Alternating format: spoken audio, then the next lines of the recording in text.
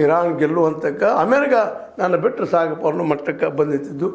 ಒಂದು ವೇಳೆ ಅಮೇರಿಕ ಇದನ್ನು ನಾಶ ಮಾಡಬೇಕಂತ ಹೊಟ್ಟರೆ ಮಧ್ಯ ಏಷ್ಯಾದಲ್ಲಿ ಅದರಲ್ಲೂ ಗಲ್ಫ್ ದೇಶಗಳೆಲ್ಲ ಅಲ್ಲಿಯ ಅಮೇರಿಕೆಯ ಪೂರ್ತಿ ನೆಲೆಗಳನ್ನು ನಾಶ ಮಾಡುವ ಹಂತಕ್ಕೆ ಬಂದಿದ್ದುಬಿಟ್ಟದು. ಇವತ್ತು ಇರಾನ್ ಅಮೇರಿಕನ್ ಮುಟ್ಲಿಕ್ಕೆ ಸಾಧ್ಯ ಇಲ್ಲ, ಅಷ್ಟು ದೂರಕ್ಕೆ ಹೋಗಿ ಅದರ ನೆಲೆಗಳನ್ನು ಅದರ ವ್ಯಾಪಾರ ಕೇಂದ್ರಗಳನ್ನು ಎಲ್ಲ ನಾಶ ಮಾಡೋ ಹಂತಕ್ಕೆ ಹೀಗಾಗಿ ನಾಶ ಮಾಡ್ತಾ ಇದೆ. ಅದು ಬರೀ ಬಾಯಲ್ಲಿ ಹೇಳ್ತಾ ಇಲ್ಲ, ಮಾಡಿ ತೋರಿಸ್ತಾ ಇದೆ. ಹೀಗಾಗಿ ಇವತ್ತು ಅಮೇರಿಕಾಗೆ ಏನು ಮಾಡಬೇಕು ತಿಳಿತಾ ಇಲ್ಲ.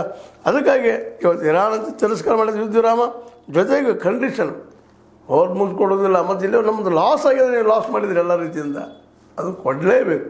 ಅಂದಾಗ ಮಾತುಕತೆ ಕೂಡೋದು ಸುಮ್ಮನೆ ಹೋಗೋದು ಕೂಡ್ರು 40 ದಿವಸ ಮುಂದೆ ಹಾಕೋದು 50 ಮುಂದೆ ಹಾಕಿ ಮಾತ್ರ ಶಕ್ತಿ ಸಂಗ್ರಹ ಮಾಡ್ಕೊಳ್ಳೋದು ಮತ್ತೆ ಅಟ್ಯಾಕ್ ಮಾಡೋದು ಇಲ್ಲ.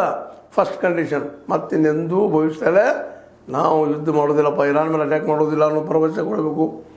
ಇದು ಮೊದಲೇ ಭರವಸೆ. ಆಮೇಲೆ ನಾವು ಲಾಸ್ ಆಗಿವಿ ಇಲ್ಲಿವರೆಗೆ, ನೀವು ತೆಗೆದ್ರೆ ಜಗಳ ಇಬ್ಬರು ಇಸ್ರೇಲ್ ಮತ್ತು ನೀವು ಅದನ್ನು ಲಾಸ್ ಆಗಿದೆಲ್ಲ ತುಂಬಿಕೊಡ್ಬೇಕು. ಇದು ದೊಡ್ಡ ಒಂದು ಅಪಮಾನಕರವಾದಂಥ ಹೆಜ್ಜೆಗಳು ಎರಡೂ ಇವು.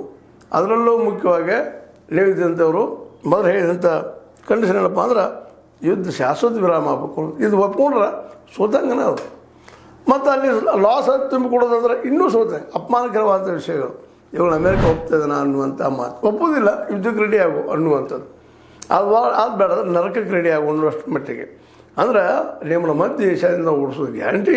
ಅದಕ್ಕೆ ಗ್ಯಾರಂಟಿ ಅನಿಸೋದೇ ಇರಾನಕ್ಕೆ. ಯಾಕಂದ್ರೆ ಕಳೆದ 50 ವರ್ಷಗಳ ಯುದ್ಧ ತಯಾರಿ ಮಾಡ್ಕೊಂಡು ಇವತ್ತು ಯುದ್ಧಕ್ಕೆ ನಿಂತು ಬಿಟ್ಟದದು. ಏನು ಬೇಕಾದಾಗಲಪ್ಪ ಅಂತೇಳಿ ಆರ್ಥಿಕ ಹಿಂದಿನ ಚಿಂತೆ ಮಾಡುವಂಥದ್ದಿಲ್ಲ.